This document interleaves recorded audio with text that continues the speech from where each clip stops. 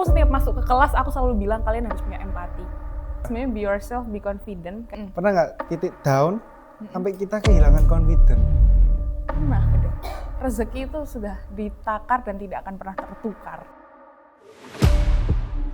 Selamat datang semuanya kembali lagi di podcast Sharing from Reality. Hari ini kita kedatangan tamu juga sangat spesial tentunya. Beliau ini adalah dosen, juga Gen Z, dan juga pewaris dan perintis di saat yang bersamaan nih. Siapa lagi kalau bukan Bu Fania. Boleh sapa-sapa dulu teman-temannya, Bu. Hai semuanya, aku Fania. Benar, aku dosen Gen Z dan perintis dan juga pewaris. Nah, Berat ya? betul. Kebetulan kan kita belum pernah kenalan nih, Bu. Belum. Mungkin langsung kita kenalan di sini sekalian. Boleh sekalian. Nah, boleh di background-nya Ibu, bisnisnya kira-kira gimana tuh, Bu? Bisnisnya, kalau family bisnisnya itu ada di wedding attire. Jadi bisa sewa, bisa custom perdana, bisa custom juga. Tapi kalau misalkan perintisnya, saya lagi bikin, lagi develop bisnis itu fashion juga kebetulan, kayak dress syar'i gitu. Jadi produksi sendiri Ibu, desain sendiri. Betul, semua fashion kebetulan. Kalau ini juga kebetulan bikin sendiri, tapi kira-kira dijual nggak ya abis ini ya? Oke. Jadi kalau piece-nya kita limited sekali ya, Bu ya? Limited kebetulan. Jadi kalau misalnya beli di saya, nggak perlu khawatir ya kalau misalkan bakalan kayak, aduh sama yang lain nih, enggak, eksklusif semuanya. Eksklusif. Loh, Bu Fania ini dulu kuliah jurusan apa? IBM. Tahu-tahu saya lihat di Instagram kuliahnya juga di UC ternyata ya, betul ya? 2018, lulusnya Oke. 2022. IBM tapi juga kok end up bisnis fashion, Bu? Gimana tuh ceritanya tuh? Karena mamaku desainer gitu. Sebenarnya dulu mau masuk ke fashion design kan, cuman almarhum papaku tidak mengizinkan gitu. Katanya IBM aja, jadi biar lebih kayak fokus di bisnisnya gitu. Kalau masalah kayak teknis dan lain-lain kan kita bisa belajar nanti ya, sama mama kan dulu expert juga. Oke. Gitu. Jadi sambil jalan. Oh, jadi udah lama sekali berarti kelihatannya Fembusnya ini. Iya lama banget. Berapa ya. generasi, Bu? Baru 2, cuma dari tahun 2000 dari lahir sih. Dari sebelum lahir 97. 97. Oh, oke. Berarti Bu Fania nih punya nggak pengalaman kalau biasanya kan punya Fembus pasti ayo ikut ke kantor, ikut kemana? Pasti punya ya? banget pasti. Boleh diceritain nggak? Boleh. Kira-kira ceritanya dari masih kecil. Boleh. Jadi aku dari SMP aku udah ikut mama sama papa. SMP sih. SMP tuh udah ikut mama sama papa. Jadi kebetulan mama sama papa itu sama-sama punya bisnis. Oke. Tapi jadi ya karena aku anak tunggal juga ya. Jadi udah kamu ikut papa aja, bingung ya. Tapi karena kalau bisnisnya papa ini kayak kontraktor dan mainfield banget, laki banget, aku nggak ngerti. Jadi kalau cuman ikut ke pabrik kayak gitu, cuman panas ya, nggak suka gitu. Terus akhirnya ya udah ikut mama, sering-sering ikut mama. Terus karena kan kalau fashion gitu kan banyak eventnya ya, jadi aku suka gitu loh ikut fashion show dan lain-lain. Jadi lebih akhirnya memutuskan buat ikut mama aja, gitu. Tapi ya takdir Tuhan ya, ternyata papa bangkrut juga waktu aku SMA. Jadi ya udah semakin bulat kan tekad untuk ikut mama aja. Gitu. Jadi memang dari dulu tuh bahkan Fembusnya ada 2 sempat. Jadi tarik-tarikan gitu loh. Ikut mama aja, ikut Relate, papa aja. ada yang relate di sini, Ada Bu. yang relate di sini. Ada yang di sini. Oh, ada. Ada yang relate, betul. Ada yang ditarik-tarik juga Ada biasanya. ya, Iya. sama ya. Betul. Biasanya kan kalau apalagi Fembus memang gitu, apalagi orang tuanya punya Bener. 2. Belum lagi kalau punya pacar lagi. Aduh, Wah, bingung apa dia nih? nih. Tariknya 3, bukan 2 lagi. Apa nih? Pokoknya otaknya harus bisa dibagi ya. Hatinya juga harus bisa dibagi ya. Dulu bagi waktunya gimana? Bagi waktunya Atau lebih fokus ke yang mama, papanya ditinggalin? enggak. Jadi kalau papa itu biasanya kan papa sebenarnya kalau pas lagi ada project itu dia jarang di rumah kan. Karena projectnya papaku tuh kayak keliling Jawa gitu. Oke. Bangun apa, Bu? Kayak di pabrik gula gitu loh, kayak masukin apa ya, aku nggak tahu deh, nggak paham. Oh, Pokoknya nggak paham. yang bagian mesin-mesin gitu. Oke. Jadi anak kecil di kayak valve apa gitu nggak paham ya. Jadi ya udah, terus tapi papa itu waktu itu kayak kelilingan Jawa gitu. Kalian tahu nggak sih yang film Pabrik Gula? Tahu. Nah itu beneran terjadi, aku sampai lihat beneran kayak ada apa digiling kayak gitu, beneran ada. Tahu. Orangnya digiling? Kalau itu kebetulan kayak udah tebu deh kalau papa aku, tebu tapi dipelacain orang, didandanin orang gitu. Terus besoknya ada wayang kayak gitu, real loh. Terus habis itu ada kayak kepala kebo dan lain-lain itu ada beneran di beberapa. Jadi tumbal-tumbal gitu. Jadi kayak aku waktu itu udah ikut papaku kayak gitu, terus sampai ada kayak hal-hal mistis ya, kayak misalkan papaku udah buka sumur nih, udah kayak diameternya berapa senti. Udah tuh udah diukur, yang ngukur tuh udah kayak 20 orang, maksudnya kayak udah Fix lah ya. fix gitu, kayak udah segini. Tiba-tiba besoknya kecil lagi, ketutup lagi gitu, kayak serem banget kan. Aku kayak nggak mau resiko, aku mau ikut mama aja gitu. Karena kan kalau fashion kan lebih wanita mungkin ya. Betul, lebih wanita. Nah, kalau berarti kita bahas yang fashion nih. Boleh. Fashion itu berarti sumber revenue streamnya dari sewa itu tadi, sewa sama jual beli. Lebih sewa sama, ya kalau aku kebetulan bisa sewa, bisa custom perdana sama bisa custom. Jadi kalau custom perdana itu kayak kamu bikin baru, tapi nanti bajunya balik ke aku. Jadi kita bayar 50-50. Oh, jadi kayak sewa tapi bayar 50-50 gitu. Tapi nanti bajunya aku yang bawa. Gitu. Kalau custom kan udah kamu yang bawa. Itu domisili mana, Bu? Surabaya. Fokusnya Surabaya aja. Bisa Jawa Timur, kebetulan kemarin juga Indonesia bisa. Kemarin habis kirim ke NTT, gitu-gitu sih. Itu kalau di dunia fashion, mengalami nggak, Bu? Apalagi kalau saya kan di bidang retail furniture ya, Fembus ya, ngomong Fembus. Nah, retail furniture itu pasti mengalami perbedaan, apalagi zaman digital gini kan, kayak banyak Shopee, Tokped, orang-orang tuh otomatis lebih gampang. Bahkan kayak orang-orang yang produksi sekarang juga udah pinter-pinter, mereka udah buat TikTok sendiri, upload sendiri, jadi langsung ke marketnya langsung. Benar. Nah kalau fashion ada banget, kayak ada di sebuah pusat perbelanjaan di Jakarta, you know lah pasti ya tahu. Itu kayak baju wedding itu bisa dibanderol harganya 1,5 juta rupiah saja. Which is kalau misalnya di kita bikin lah, karena kita menengah ke atas ya, jadi kayak minimal 8 juta gitu baru dapat. Dia 1,5 juta. Cuman ya kita kembalikan lagi ya ke orang ya, namanya taste pasti tahu lah ya, kayak kualitas oh ini ya. yang Swarovski yang palsu, ini yang asli gitu tahu pasti. Terus kan kalau misalkan yang harganya cuman murah-murah itu kan pasti kayak ya banyak yang nyamain lah, terus mass production kan, jadi nggak rapi dan lain-lain gitu. Kalau aku lebih kayak storytelling gitu loh sebenarnya. Oh, jual cerita. Iya. Wah, menarik nih. Jadi kalau misalkan kalian wedding ya, terus nanti aku pasti tanya dulu waktu kamu misalkan nih bikin, kamu ketemunya di mana, kayak gitu. Jadi nanti aku akan membuatkan baju yang sesuai dengan ceritamu, kayak sebisa mungkin gitu loh. Jadi makanya kayak pasti kan makanya seneng banget ya, kayak ada filosofinya dan lain-lain kayak gitu. Karena kan nikah sekali seumur hidup ya. Betul. Pasti harus kayak sesuai keinginan gitu, pasti harus happy kayak gitu. Masa udah saling cinta tapi bajunya nggak bagus gitu kan? Enggak ya. Itu selling point-nya, value-nya ya. Value-nya di situ. Jual cerita. Iya. Apakah membangun brand, Bu? Beda ya sama membangun brand? Ada brandnya nggak? Ada. Termasuk itu juga sih membangun brand dari situ sih. Menurut aku. Apa Bu nama brandnya? Namanya Fania Gallery Attire. Kenapa namanya nggak tahu, itu dari aku sebelum lahir udah kayak gitu namanya. Oh, sengaja mungkin ya. Iya, dulu namanya Fania Creation atau apa gitu, terus diganti Fania Gallery, terus Fania Gallery Attire. Gitu. Oh. Dulunya bukan baju wedding by the way. Pertama mamaku bikin gorden. Gorden? Gorden, terus habis itu ya lama-lama bikin baju tapi yang ready to wear, terus ya udah lama-lama akhirnya menemukan kayak passionnya itu di baju wedding itu tadi. Dan sumber cuannya paling besar baju wedding? Iya, karena kan sekali bikin kan banyak ya, maksudnya besar ya langsung. Uangnya ya? Iya.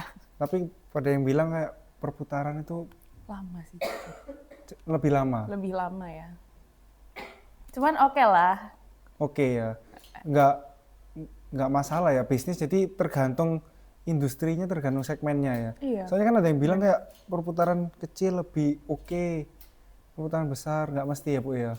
Kalau aku sih tergantung, semua kembali lagi sama passion ya. Passion? Passion sih kalau aku, karena walaupun kayak perputarannya lama atau apa gitu ya, tapi kalau kita suka, kita happy kan why not gitu. Karena ada yang bilang juga, kadang bisnis tuh nggak bisa sesuai passion. Ada juga ya yang ngomong kayak gitu. Ada pro dan kontra. Pro dan kontra. Tapi kalau Bu Fania ini lebih yang bisnis sesuai passion tadi. Karena aku tuh kayak ngelihat sendiri ya di lapangan. Kayak aku sama mamaku ini sebenarnya, kalau aku dulu kan udah ngerasain ya, aku nggak passion di fashion dan lain-lain gitu. Karena aku nggak bisa gambar, nggak bisa apa. Tapi mamaku ini kan passionate banget kan. Memang, jadi ada yang ngomong kalau jangan sesuai passion tuh bener juga. Karena kayak gini, mama aku tuh bikin baju ya, misalkan udah jadi nih. Terus sama mamaku dicek lagi, loh kok nggak rapi? Terus habis itu sama mamaku ngulang lagi. Jadi kan itu menurut aku kayak ngabisin uang, ngabisin waktu ya kan. Itu sebenarnya kayak minusnya kalau misalnya kita sesuai passion banget gitu. Tapi lama-lama aku ngerasa kayak ya aku ternyata passionku juga di sini kok gitu. Tapi oke sih, maksudnya kan jadinya kayak happy ya, tetap happy walaupun kayak perputarannya lama, tapi apa ya udah dijalanin aja. Kalau saat ini Bu Fania lebih fokus ke Fembusnya atau yang bisnis sendiri ini, Bu? Kebetulan running dua-duanya ya, alhamdulillah multitasking. Multitasking. Jadi bagi waktunya gimana tuh, Bu? Bagi waktunya Menarik nih. kebetulan kan kalau misalkan aku harus beli kain, jadi aku kan bisa beli kain dua-duanya kan. Jadi ya sebenarnya bisa sama-sama jalan. Cuman kan beda penjahit aja. Tapi satu hari kan 24 jam ya, jadi aku bisa membagi waktu kayak pertama pagi aku kesini dulu, siang nanti aku kesini kayak gitu. Cuman kalau misalkan kayak belanja kain, belanja lain-lainnya itu mesti bareng-bareng. Enaknya di situ karena kan satu industri gitu. Loh, kalau tadi Bu Fania itu itu mass production atau enggak? Jadi sama-sama story-story semua ya? Iya. Oh, jadi benar-benar personal touch. Iya, aku kayak handmade by love. Nah, marketingnya gimana tuh, Bu? Marketingnya pasti nggak bisa ya, kita kayak marketingnya beda ya, pasti beda pasar, beda cara marketing. Kalau aku nggak mungkin kayak, cara kita pasti harus gimana caranya supaya baju ini tetap terlihat mahal. Ya kan? Oke. Jadi biar nyampe gitu loh message-nya jual barang mahal gitu ya. Bener, message-nya kita bisa sampai ke customer. Jadi kita nggak salah jual gitu. Ya akhirnya ya itu tadi sih aku ke storytelling dan lain-lain itu tadi. Di sosial media atau? Di sosial media iya, sama di orangnya sih. Kayak kebetulan selama ini yang lebih sering jalan tuh di offline-nya, bukan di online-nya, sosial medianya. Offline berarti orang datang, Bu? Bener. Ya? Aku juga nggak tahu ya, alhamdulillah ya itu mungkin rezeki dari Tuhan juga ya. Kayak tiba-tiba datang, terus habis itu kayak ada orang yang udah seneng, terus kasih tahu ke saudaranya, tetangganya, kayak bikin aja baju di sini, kayak gitu. Di mana, Bu, offline-nya biar di Gayung Sari 2 nomor 3 Surabaya Selatan. Namanya? Di Fania Google Maps Gallery ada? Attire ada. Fania Google Gallery Maps, Fania Attire. Gallery Oke. Jadi itu yang family business. Yes. Kalau yang bisnis sendiri? Bisnis sendiri sama, kalau offline store-nya juga di rumah, di tempat itu juga ada butiknya sendiri.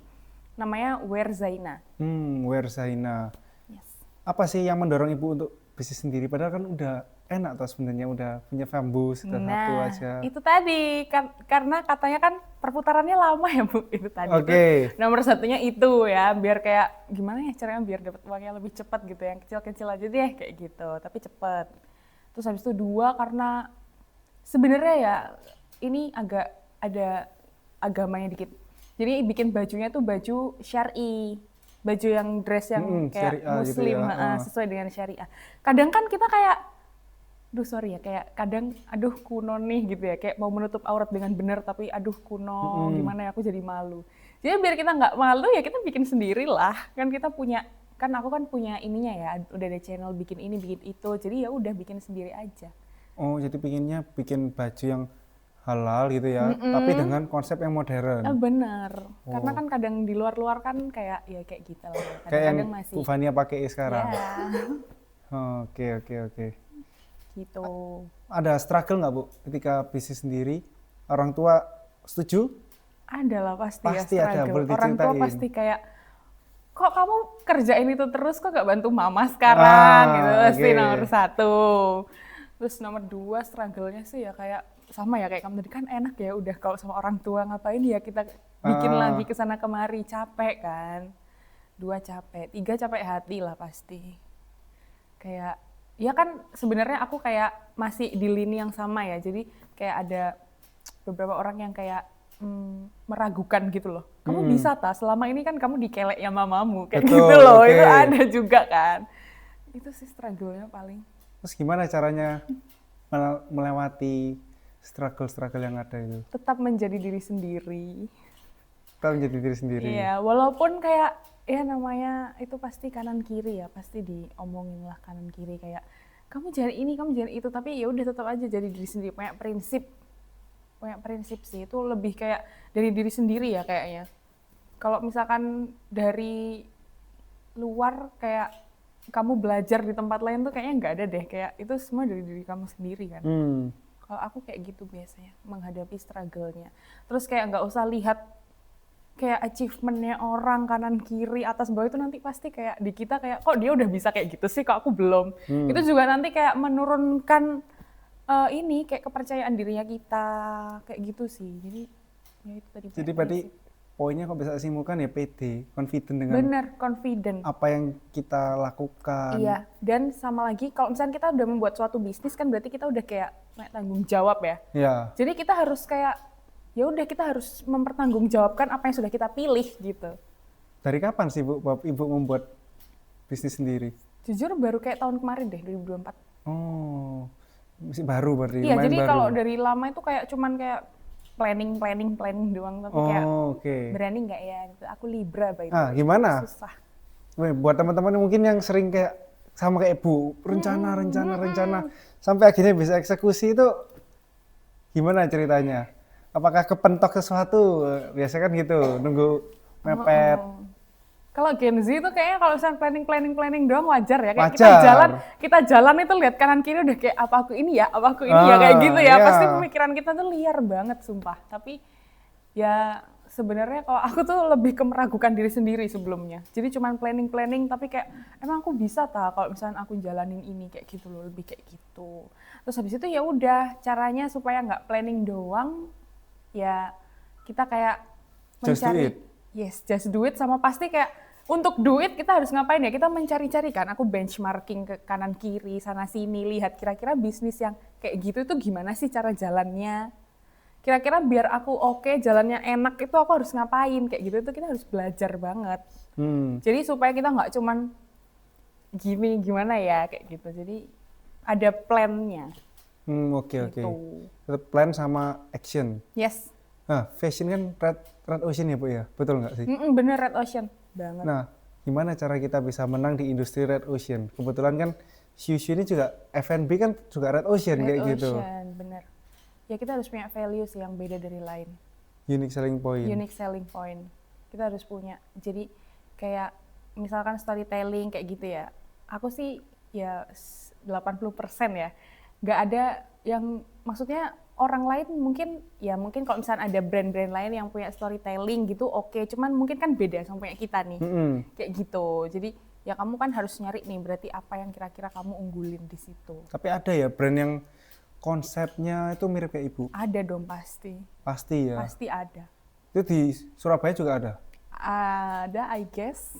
Mungkin. Gimana cara menang saingannya gitu Bu? Kalau misalkan, kan pasti ada ya, kalau misalkan di industri yang kayak gini tuh pasti udah dibandingin itu pernah. Jadi kayak orang datang, oh berarti sama kayak ini ya? Ada loh yang kayak gitu. Terus ya namanya konsumen adalah raja ya, customer adalah raja. Ya sudah nggak apa-apa Ibu boleh kesana dulu nyoba. Itu nanti pasti experience-nya beda. Gitu, jadi kayak kalau aku lebih ke rendah hati untuk nggak apa-apa coba aja dulu nanti pasti tahu kok bedanya apa kayak gitu. Tapi kalau misalkan ya kita spare kalau misalkan dia emang tiba-tiba fix ke sana ya udah nggak apa-apa ikhlasin kayak gitu.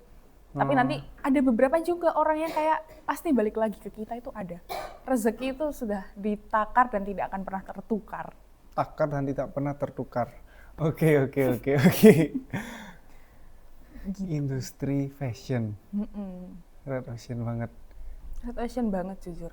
Karena sekarang nggak ini ya kayak orang cuman nggak bisa jahit, cuman suka dandan aja dia bisa bikin brand baju. Betul. Gitu kan. Ada maklon banyak ya sekarang. Bener. Terus orang kalau food and beverage juga kan, cuman kayak model dia bisa masak, ya udah dijual gitu kan. Skincare juga. Skincare modal juga. Punya uang bisa Bener, maklon. Betul. Tapi mungkin kalau misalkan makanan, skincare, kalau maklon itu harus dicek dulu ya mungkin ya. Kayak ini kompatibel nggak? Karena kan ada beberapa yang, karena itu kan langsung ke tubuh kali ya. Betul. Apalagi kayak skincare, body care itu kayaknya kalau misalnya tidak dicek. Wah, perizinannya Dan apanya. Apalagi kan sekarang ada isu-isu itu kan. Gitu. Kalau makanan kayak kamu bikin sendiri itu harusnya aman lah ya kan udah dicek. Kan kita juga tahu kita pakai apa, aman nggak kayak gitu. Makanya kalau aku waktu itu ada kesempatan untuk sebenarnya kan atau bikin di orang ya, maksudnya kayak apa sih namanya? Kalau baju maklun Pulaan. No. Apa sih namanya? Jeng lupa. Kalau bikin di orang itu loh, yang bikin yang banyak. Konveksi. Oh. Aku sampai bingung. Oke. Sebenarnya waktu itu kayak ada dilema antar aku mau konveksi atau aku bikin konveksi sendiri. Maksudnya kayak aku growing penjahit-penjahitku ini tadi. Terus aku setelah mikir-mikir, kayaknya aku bikin sendiri aja deh. Bikin sendiri? Iya. Akhirnya ya udah aku kayak cari-cari penjahit, terus aku berdayakan mereka. Wah, itu berarti ibu bikinnya benar-benar dari benang baju itu? Ya ada kainnya dong. Oh iya dari kain ya? Kain. Benang buat kain dulu ya? Bener. Cuman maksudnya aku dan mamaku sebenarnya kayak punya, mungkin ini value juga ya, memberdayakan orang sekitar. Oke, gimana tuh? Itu, jadi kayak penjahitnya kita cari dari orang sekitar, walaupun dia kayak, Bu, aku nggak bisa jahit, nggak apa-apa, sini kita ajarin. Dari situ rezeki juga datang sendiri? Iya, kayak kita percayanya kayak gitu ya mungkin, masing-masing keluarga, dan mungkin aku sama mama percayanya kayak gitu. Dan itu beneran? Beneran, alhamdulillah kayak ada aja. Oke, soalnya kan memang kalau apa ya, yang hukum sama yang atas sama kita logika manusia ini kan nggak bisa sama ya. Bener itu. Jadi kita harus kayak hubungan baik sama manusia, hubungan baik sama Tuhan juga. Betul. Agama apapun loh ini ya. Bener, ini semua agama kan diajarkan kebaikan toh. Betul. Jadi nggak melepas dari kamu agama apa, aku Betul. agama apa. Sebenarnya gitu. kayak semuanya tuh kamu mau berbisnis atau mau ngapain itu sebenarnya menurut aku ya, ini menurut aku ya. Correct me if I'm wrong, kayak menurutku sumbernya tuh satu, empati sih. Empati. Ya, setuju sih. Cuman kan aku pribadi juga mikir ya Bu ya kadang ya. Kalau kita misalkan mau memperdayakan orang atau kita mau ajak orang bareng-bareng, tapi misalkan di satu sisi kapasitas kita masih belum, Mending nggak usah. mending nggak usah. Mending nggak usah. Daripada sama-sama jatuh berdua kan nggak lucu Iya, ya nggak kan? bisa. Kalau aku kan berani kayak gitu karena mamaku memang pengajar juga. Dia bisa ngajarin orang jahit kan. Kalau aku sendiri, emang aku bisa kan? Enggak. Gitu. Bu Bahannya berarti sih nggak bisa sendiri? Enggak. Masih butuh tim itu tadi. Makanya kan kita butuh empati ke semuanya ya. Maksudnya empati nggak cuma kayak gitu. Termasuk kayak kamu mau mencari target marketmu gitu kan, kamu harus berempati juga. Betul. Gimana ya kalau misalnya aku jadi dia, kira-kira dia sukanya apa, kayak gitu. Oke. Gimana Bu caranya merawat tim, membangun tim yang solid? Kalau boleh tahu Ibu berapa yang dibawa Ibu timnya? Totalnya 20-an. 20-an orang? 20 dikit sih ya, cuman lumayan lah. Ya lumayan lah. Itu cara. Iya sih. Pabrik? 20, cuman aku home industry gitu, bukan kayak pabrik. Mm-hmm. Caranya adalah dengan membuat rumah buat mereka. Rumah. Jadi kayak kita membuat situasinya itu adalah rumah. Jadi mereka nyaman gitu loh sama kita. Nyaman itu dalam artian apa Bu? Jadi nyaman, kayak kita pasti harus punya aturan ya, peraturan ya. Tapi kalau aku sebisa mungkin tidak se-strict itu. Oh, oke. Soalnya agak berbanding terbalik. Kemarin barusan saya juga podcast sama adalah orang. Nah, dia itu bilang kalau sama karyawan ya ngomongnya ya, sama karyawan ya harus ada gap-nya lah. Kalau Ibu setuju nggak? Aku setuju. Kita kereskan nih. Aku setuju. Kalau gap-nya tuh gini, kalau gap-nya dia harus tetap menganggap aku sebagai atasannya, gitu ya. Ini yang paling susah sebenarnya kalau misalnya kita family business kan, kayak kamu sama mamamu, kamu sama papamu, kayak kamu pasti dianggap rendah, pernah nggak sih? Kalau aku tuh pernah dilangkahin sama karyawanku. Pernah dilangkahin kayak jadi langsung harusnya ke aku dulu, tapi dia langsung ke mamaku. Itu aku sakit hati bener, sumpah. Sampai aku kayak gondok, aku nggak mau ketemu sama mbak itu lagi ya mas, selama seminggu. Sakit hati banget. Tapi kayak ya udahlah, buat apa sih sakit hati, ya emang mama lebih hebat daripada aku kayak gitu. Tapi kalau gap itu, tapi justru dari situ, dari masalah itu kayak kita jadi bangun gap gitu kan. Bangun gap kayak kita sosialisasikan lagi, dengan cara sosialisasikan lagi ya kalau aku ya. Kamu kalau misalnya mau ini harus lewat aku dulu ya. Jadi mamaku pun juga, mama besok nggak jawab deh kalau misalnya ada pertanyaan yang harus ke kamu. Itu juga harus ada kayak awareness-nya dari masing-masing diri ini. Terus orang mbak-mbaknya, kalau aku manggilnya mbak-mbak ya, di situ juga harus ngerti gitu, kayak kedudukanku ini sebagai apa, kedudukan mamaku ini sebagai apa, kalau butuh ini ke siapa, ke aku atau ke mama, kayak gitu ada juga. Cuman maksudnya rumah itu adalah jadikan kantor atau tempat kerja mereka tuh senyaman mungkin. Jadi sebenarnya kan kayak misalkan handphone atau apa gitu, aku sebenarnya tidak ada kayak kalian tidak boleh handphonean ya, kayak gitu. Aku nggak pernah membuat peraturan kayak gitu. Karena kalau misalkan di tengah-tengah tiba-tiba ada anaknya sakit atau apa gimana kalau misalnya nggak telepon, aku tuh mikirnya kan kayak gitu ya. Tapi ya mereka sadar diri juga gitu lama-lama, kayak ya aku nggak bisa megang HP dong karena satu hari harus satu baju misalkan. Kayak gitu. Target itu yang membuat mereka nggak main HP berarti. Bener. Without kita ngomong kayak kamu jangan main HP ya kayak gitu. Kalau udah ngomong kayak gitu di awal tuh kan mungkin vibes-nya udah kayak suram, down. Kayak jahat, ini bosnya jahat banget. Benar. Kamu pun kalau dapat dosen yang jahat udah males kan? Iya. Itu makanya kita berusaha menjadi malaikat lah buat mereka. Oh gitu. Karena kan kita di sini juga apa ya, cari uang. Kita cari uang di sini kan juga buat mereka ya. Jadi kalau misalnya kita happy, mereka juga happy. Pasti. Kita sedih, mereka juga sedih. Kayak gimana caranya kita memberikan ini loh, rasa memiliki. Iya betul, kita harus menumbuhkan rasa memiliki di mereka. Itu yang susah itu. Susah banget bener. Tapi ya gimana? Jadi akhirnya ya udah kita, kalau aku caranya mulai dari kasih reward kecil. Jadi kalau misalkan ya nanti kita bisa ini, yuk kita jalan-jalan yuk. Kalau misalkan nanti kita bisa ini, yuk nanti kamu tak kasih ini ya, kayak gitu. Jadi kan mereka juga punya rasa memiliki gitu. Jadi dari reward kecil itu tadi. Itu salah satu caranya sih. Ya pokoknya yang caranya menurut aku kita harus baik ke mereka. Baik. Kalau ada yang nakal gimana, Bu? Ada yang nakal dibersihin. Langsung bersihin langsung. Enggak langsung. Enggak. Pasti kan ada masalah-masalah ya mereka. Ya kita harus wise lah sebagai ini gimana sih cara nyelesainnya.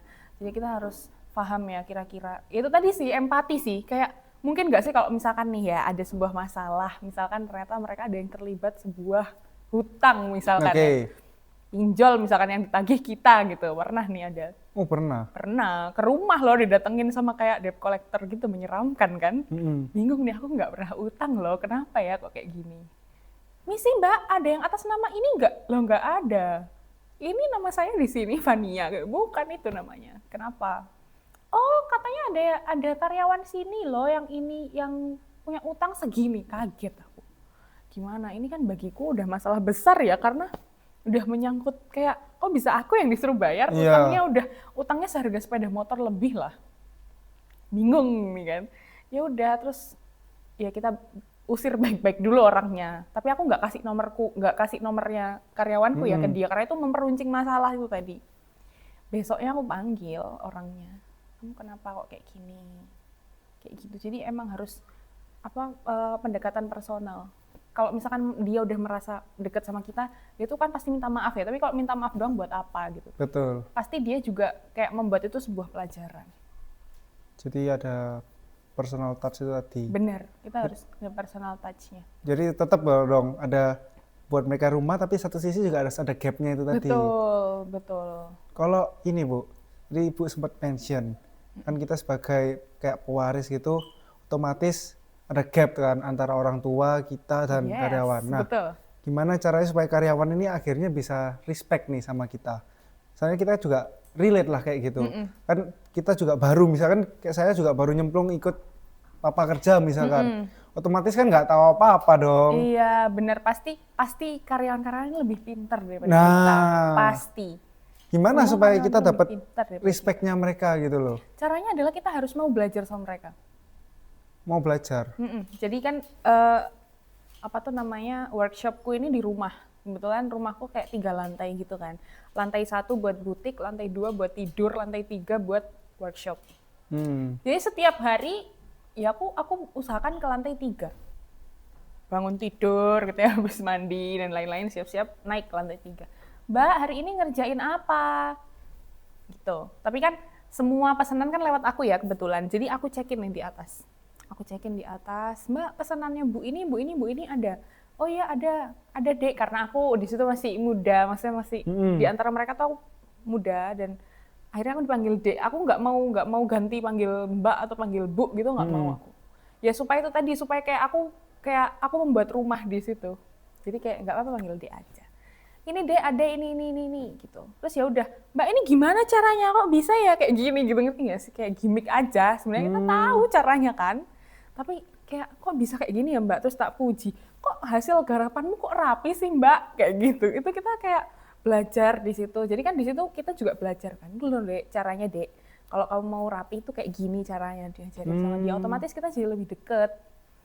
Karena lebih deket tadi dia kayak semakin respect sama kita. Dia kayak, oh ternyata ini anaknya bos ini ternyata walaupun dia belum pinter tapi ternyata kita butuh dia juga gitu loh, ada kayak gitunya. Approaching inisiatif berarti ya. Benar, kita harus inisiatif. Jangan kayak cuman diem aja ngelihatin, apalagi cuman nyuruh-nyuruh doang, itu no. Kalau kamu nyuruh-nyuruh doang, itu mereka justru kayak, aduh lah pasti anaknya bos ini masuk-masuk mek nyuruh-nyuruh aku. Malah kamu masuk, kamu jadi kayak bumerang buat mereka, kayak ngapain sih kayak gitu tuh tidak baik kan malahan. Suasananya jadi nggak enak gitu. Bahkan ada ya sebuah kasus ini, bukan kasus sebenarnya. Ada kayak ada pro ibu, ada pro anak. Karyawan yang ngepro ibunya, ada karyawan yang ngepro anaknya. Ada yang kayak gitu. Di suatu perusahaan gitu. Yes. Jadi aku kayak nggak mau ya kalau misalkan hal ini terjadi gitu, aku nggak mau. Itu kebetulan ada di family bisnisnya mamaku juga. Jadi mamaku ini sebenarnya ada family bisnis tapi mamaku nggak meneruskan. Jadi kalau misalnya mamaku meneruskan sebenarnya aku udah di generasi ketiga, cuman itu tidak meneruskan. Tapi di industri fashion juga? Kebetulan di mesin jahit. Oh. Tetap ya muter-muter di situ ya. Gitu ya. Tapi akhirnya ya itu tadi lah ya caranya untuk membangun kedekatan dengan tim karyawan kayak gitu. Ada 3 tips nggak Bu buat teman-teman yang mungkin juga pewaris tapi juga perintis di luar sana? 1, empati tadi ya. Aku udah mention kayaknya 1000 kali. Aku setiap masuk ke kelas aku selalu bilang kalian harus punya empati. Karena empati itu kayak kamu jadi tahu gitu loh, kayak orang itu apa yang disukain sama orang, apa yang nggak orang suka. Sekarang kalau misalnya kamu nggak suka sama sesuatu tapi dilakuin sama orang, kamu pasti marah. Betul. Jadi kayak 1 harus empati dulu, kita harus memanusiakan manusia gitu. Terus yang kedua, apa yang tadi tips ya? Tipsnya adalah be yourself, be confident. Sebenarnya udah aku sebutin ya tadi ya. Semua itu ya. Yes, sebenarnya be yourself, be confident. Kayak apapun, kalau kamu udah confident ya, apapun rintangan yang ada di depanmu, even itu kayak sesuatu hal yang bikin kamu bener-bener down, itu kamu kayak oke, I'll take the risk gitu. Aku ambil resikonya karena ya ini tadi pilihan yang aku ambil. Gitu. Susah loh itu Bu, confident ketika di masa-masa down. Apalagi kita Gen Z kan, zaman-zaman ini quarter life crisis is real ya. Tahun ini saya 25, jadi kayak quarter life crisis sudah mulai. Cuman ya udah itu tadi, yang penting at least aku ingat bahwa aku harus menyelesaikan sesuatu yang aku sudah awali. Confident. Yes. Pernah Bu, semotong dulu nih. Boleh. Sebelum poin yang ketiga. Pernah nggak titik down sampai kita kehilangan confident?